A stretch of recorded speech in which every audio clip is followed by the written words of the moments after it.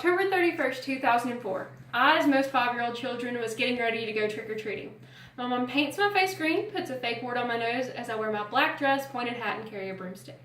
As most of you could have guessed, I was a witch. However, in all actuality, I wasn't a witch at all. It was many years later that I found out what it truly means to be a witch, more commonly known as a Wiccan, and that this classic image of witchcraft actually just comes from the media and a very old idea that fears witches. But as Halloween is approaching, this image of witches is everywhere. We see it in movies and advertisements and even just plain decorations, and all recognize it as a witch. And I thought, with this image going around, it was a good time to inform everyone on what it really means to be a Wiccan. I'll explain this through talking about the history of witchcraft, the modern era of Wiccans, and the Wiccan belief system. We will begin by going into the origins of witchcraft. Now, you have to understand that this is a long and very tragic history that we're talking about. It began with the pagans and the Celts, and according to Graham Harvey, pagans were a nature-based religion of polytheism, meaning they worshipped more than one god. And as Roman Catholics moved into the area of the UK, where the pagans worshipped, they were kind of suppressed by the Roman Catholics and were forced to go into a solitary and hidden practice. The pagans faced extreme intolerance from these people for over 1,000 years, resulting in witch trials that have become very famous. However, as Odell Johnson tells us, there was a revival of witchcraft in the 1950s, and this is actually where we get the word Wiccan. The Wiccans then put positive connotations on the word, and actually that's where we get the term white witch to counteract the Roman Catholic term black magic. Transitioning into the modern era, we see a very diverse and peaceful group of people practicing witchcraft.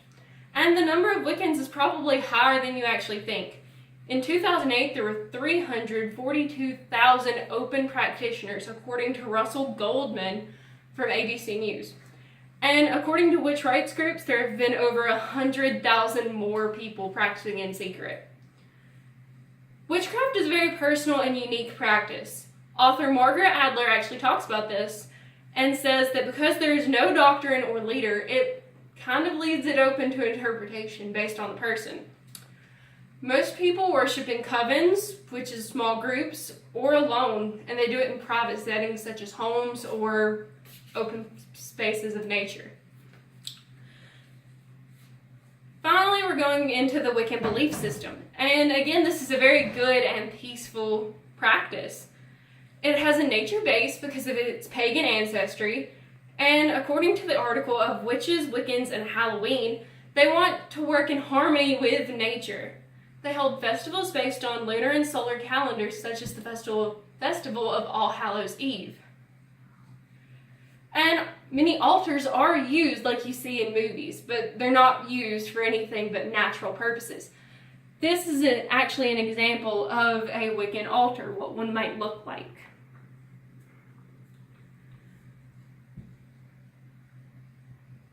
The belief system of Wiccans are very liberal. Margaret Adler tells us that they're actually a very feminist religion, and coming from something that dates back to ancient times, you wouldn't think that, but that's actually where they get the representation that most witches are women. It's because men and women had equal power in this religion. Odell Johnson tells us that witchcraft actually has a motto, and it's do no harm. And I feel like this basically sums up the beliefs of Wiccans very well, because they live a very naturalistic and pure lifestyle. They do nothing that will harm them or anyone else, and they strive to protect the environment. Ultimately, there is so much to know about witchcraft and the Wiccan religion, and I believe through knowing its history, its modern era, and its belief system, it can lead to a better understanding of this religion. However, many still don't agree with this religion, and that's perfectly understandable. Everyone has their own opinions. But I just think it's really great to be informed about the people that we have turned into nothing but a costume.